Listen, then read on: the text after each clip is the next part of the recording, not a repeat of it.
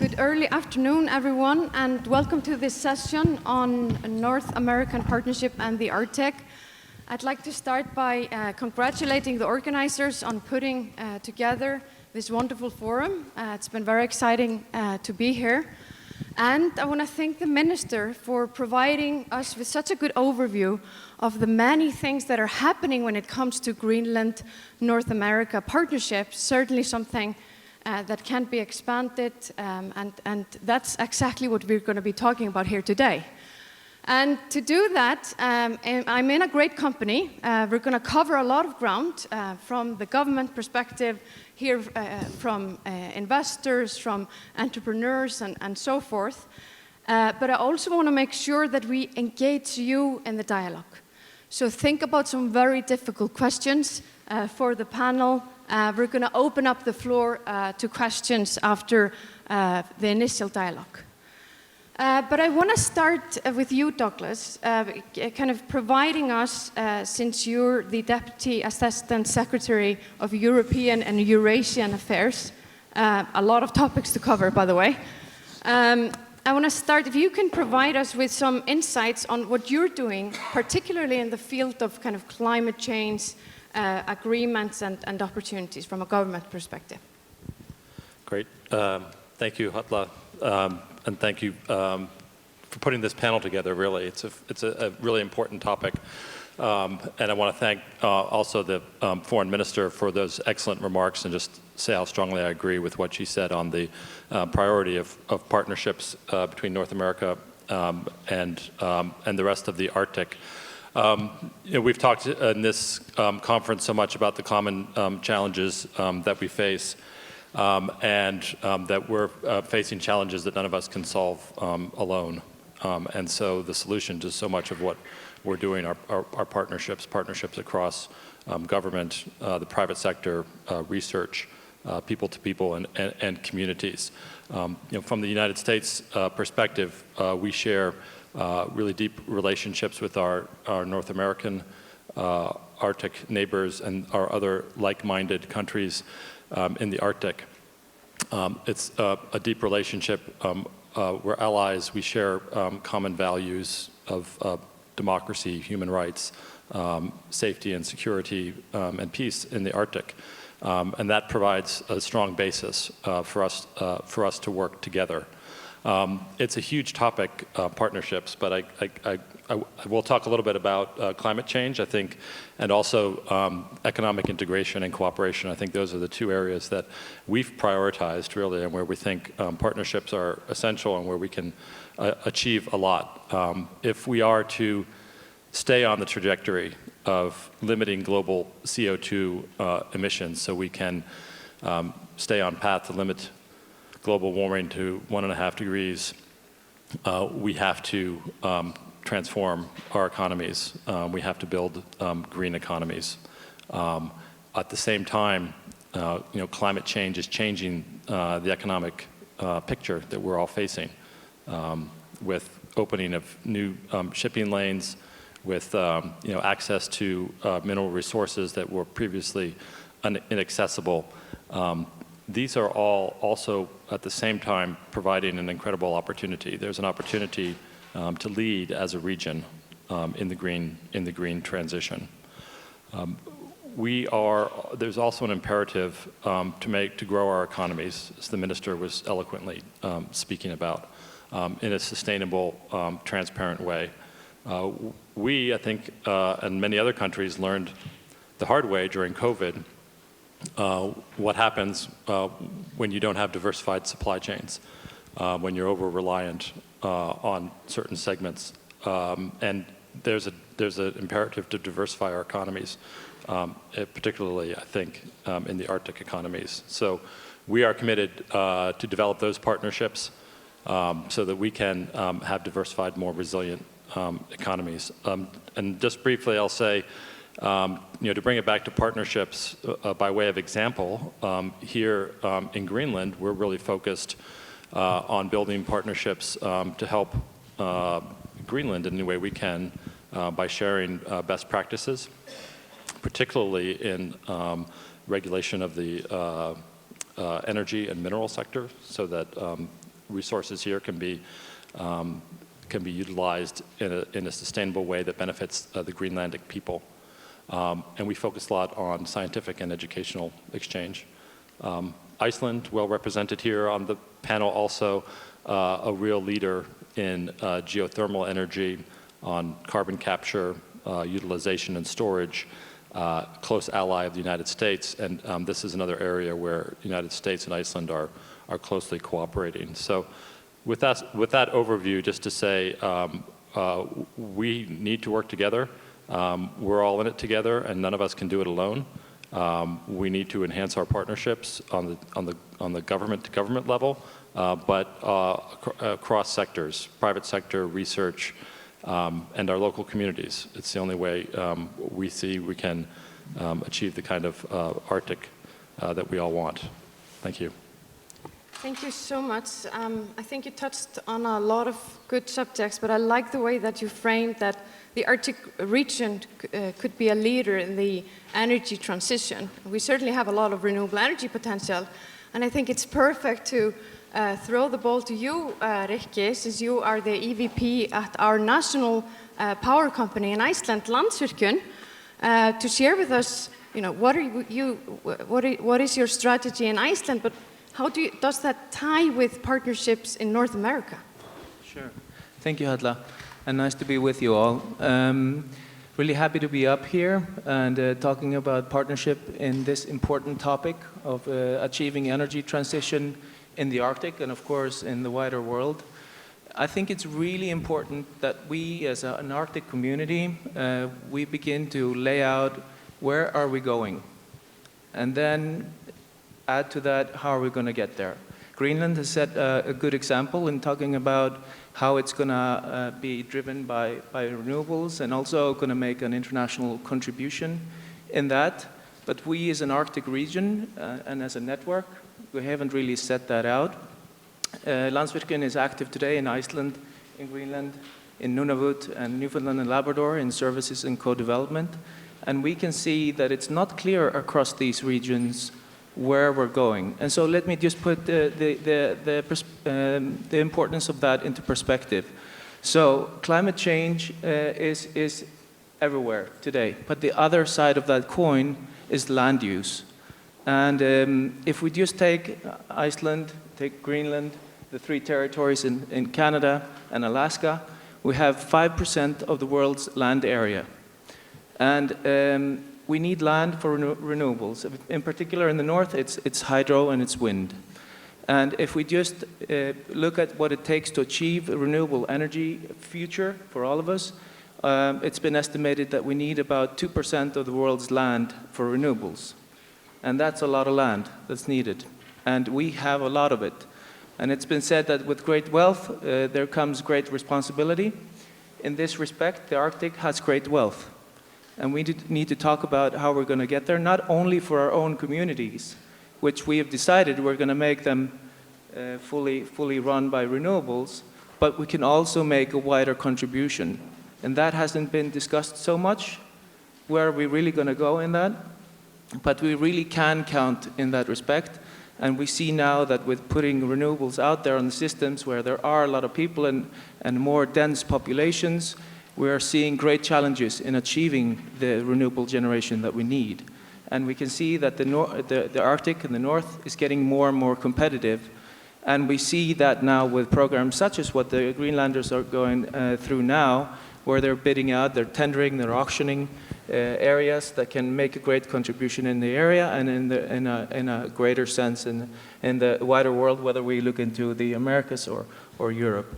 So my key message here is, as an Arctic community, let's spell out what's our contribution going to be at the local level in our own homes, and then what contribution can we make in the wider perspective? What example can we set to achieve a renewable energy future, full energy transition, and thereby contribute to a healthy Arctic environment for the long term and more in a more global sense. So that's something I think is really important for us.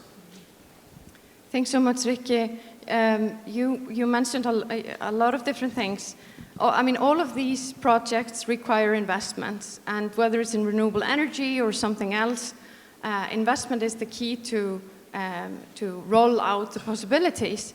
And we have Hugh here from PT Capital, which is an example of an investment firm based in Alaska or born out of Alaska that has been stretching over borders, has been investing in Iceland and in other places in the region. So looking to you, in terms of enhancing North American Arctic investments and innovation in the field, what do we need to do? Share some stories with us. Well, thank you. First off, Minister, it's a real honor to be here in Greenland on Inuit land. My mother's from Elam, Alaska, which is on the far west coast of the Bering Sea. Beautiful Inupiaq woman, and I wish she was with me today. She would love being here, eating your food. What I guess the thing that I've realized over the last decade is we've got 10 companies in our portfolio across the Arctic, all the way from Finland to Alaska. And each of these companies are carbon emitters in one way or another, some more than others. And what we came to a realization last year was that's not acceptable. If we're going to live in the Arctic, if we're going to invest into companies, we need to have a carbon neutral footprint, or strive to have a carbon neutral footprint. So this weekend's conference actually is carbon neutral. So the Sean seat are Tlinkits from Southeast Alaska.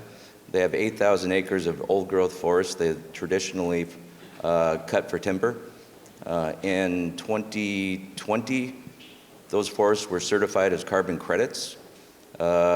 And Seven Glaciers, a company I co-founded with Tara Sweeney, a Inupiaq native leader from Alaska, in 2022, we have donated 500 metric tons to help offset this conference and make it carbon neutral. Subsequent to that, the creation of Seven Glaciers really was based on the realization that the carbon credit industry has exploded the last decade. Amazon, Google, all of the large companies are buying carbon credits, quality carbon credits. And in the Arctic, we've got a huge opportunity with 5% of the land in the world to develop our own carbon credit Arctic-based industry. And with that, we've hired Raquel Seymour's-daughter. We've created an office in Iceland. We've hired a staff of 4 people. We've sourced a significant amount of certified carbon credits, and with the goal to work with companies. It's a complex place to live in the Arctic because you're dependent on natural resource extraction for jobs, to fund schools, to fund the healthcare, to fund your infrastructure. But at the same time, those industries often have a huge carbon footprint. And so the complexity of people coming in from the outside saying, well, you shouldn't do that, or you should shut that down, or you shouldn't do that, is a nuance that you can't really answer unless you live in the Arctic and understand the intricacies of your society in natural resource extraction. So I believe for me, North American and European partnership, the theme of this is I think that there is a huge opportunity amongst indigenous people and people from the Arctic to look at the land resources they have, wetlands rehabilitation, methane capture, forest sequestration, and also invest in the companies that are doing clean tech. So that's one of our large goals, is to pivot and invest into clean technology that comes from the Arctic. And the irony is oftentimes people point to us in the Arctic and they say, oh, those poor people up in the north, the ice is melting, we should help them. I'm here to say, at least from my perspective, I don't want a handout. I want to fix this. I live in the Arctic. I have a lot of family. And my goal is to not sit there and be a victim, but to actually come up with solutions to make our lives better. Thank you. So we've covered a lot of renewable energy focused topics here. I want to kind of transition to another sustainability story, which is the story of Kerecis, which is pretty amazing, to be honest. I was just thinking about when flying here to Greenland, if you see in Iceland's big in Keflavik, you can actually see this big sign that says, there's a photo of a man holding his grandson, and it says, one day I'm going to tell my grandson how God saved my life. I just had to share this because I think it's such a powerful advertisement.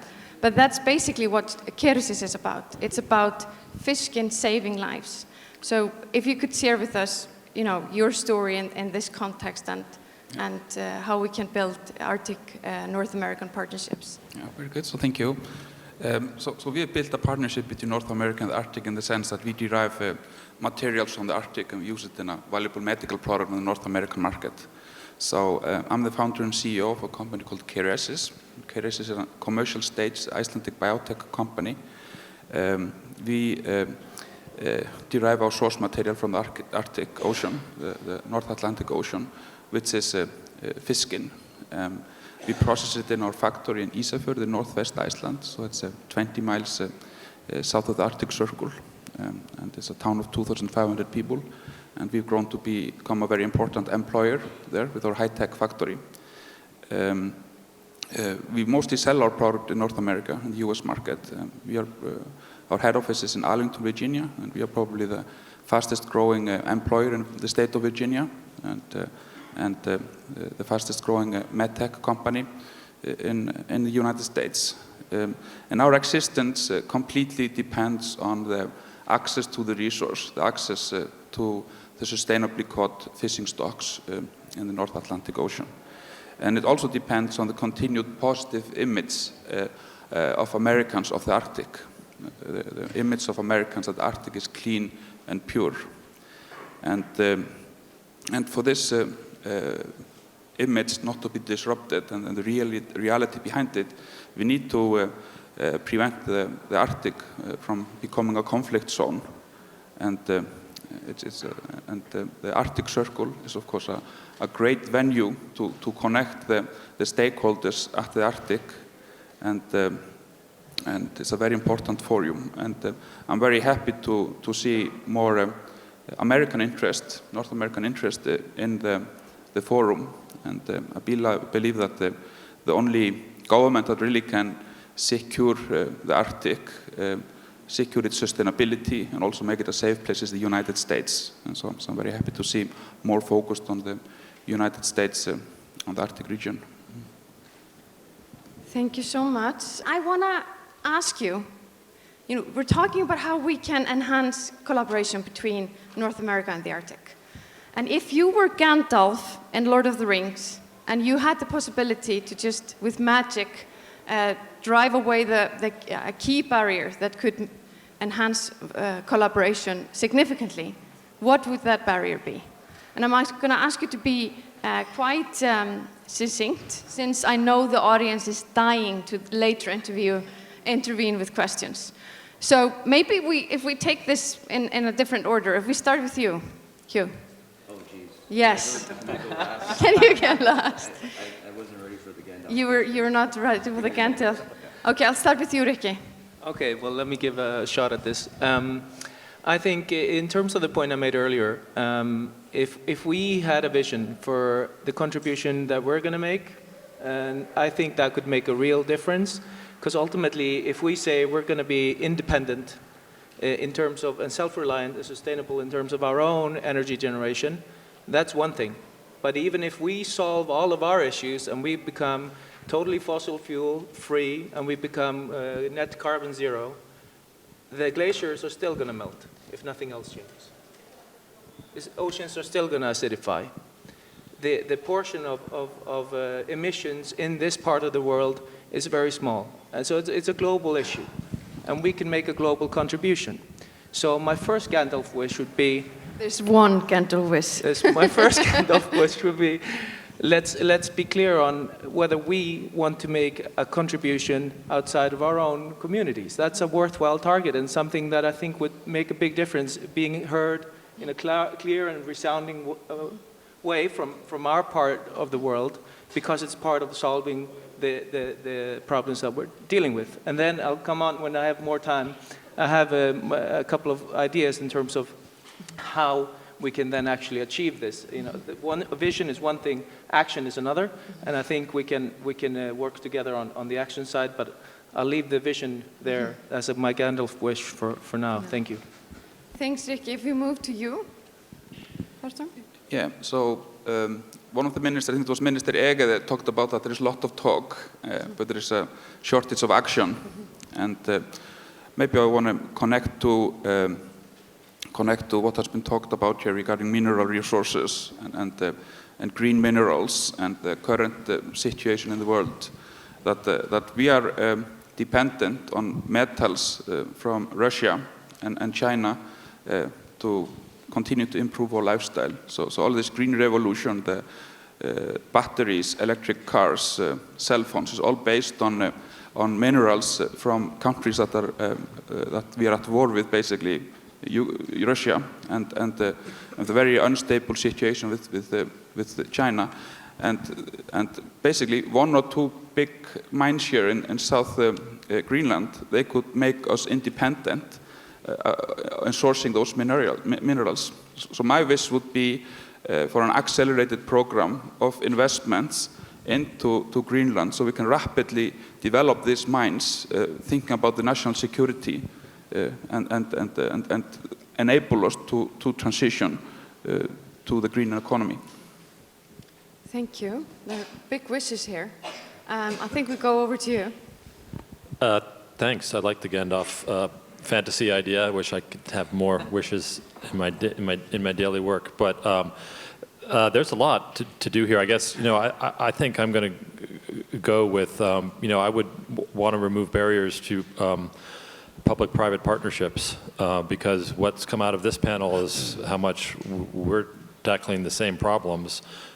We bring different contributions to this problem, and we don't work enough together or talk enough together. So, you know, if I had to get more specific, I think the mineral challenge that you talked about, we don't get to the vision you laid out unless governments and the private sector are working together. So I would use my wand to enhance public-private partnerships to, you know, expand that type of cooperation. Fantastic, and save the best to last, right? Yes. What's your action item? You know, I've been thinking about this, and I think one of the challenges to addressing climate change is the governments are reacting differently. The US government has one regulation, Canada has another, Greenland is developing its own or has its own, and as you go across the Arctic, everyone has a different standard for carbon emissions. And it makes it very difficult from an investor standpoint to be able to find where you're supposed to be from an investment standpoint, a corporate standpoint of carbon emissions.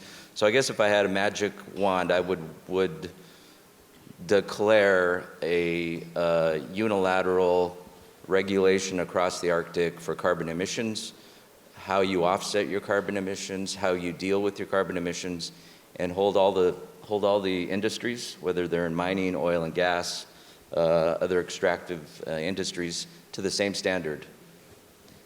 I actually think a lot of people are, you know, willing to join your wish. It's getting really complicated, these mechanisms. I am still searching out for a question from the audience. Yes, Dana.